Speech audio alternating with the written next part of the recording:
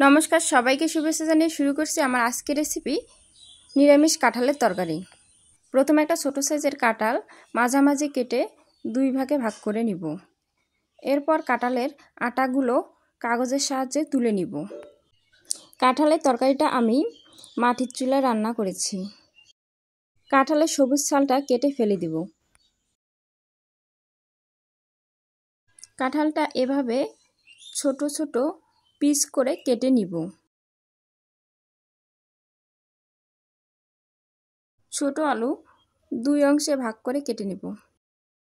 চুলায় কড়াই বসে এতে সরিষার তেল দিয়ে মরিচ দিয়ে দিব, তেজপাতা ও 1 চামচ হলুদ গুঁড়া দিয়ে দিব। হালকা করে নেড়েচেড়ে নিব। কেটে রাখা আলু ও কাঁঠাল দিয়ে দিব। এরপর চামচের সাহায্যে কিছুক্ষণ নেড়েচেড়ে নিব। 1.5 চামচ লবণ ও 1 চামচ জিরা গুঁড়া দিয়ে দিব। আবারও কিছুক্ষণ নেড়েচেড়ে সিদ্ধ করার জন্য জল দিয়ে দিব। ঢাকনা দিয়ে ঢেকে দিব।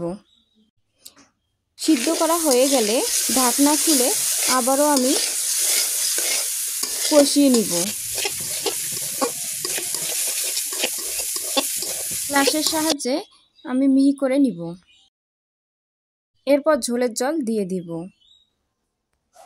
বেটে রাখা গরম মশলা দিয়ে দিব।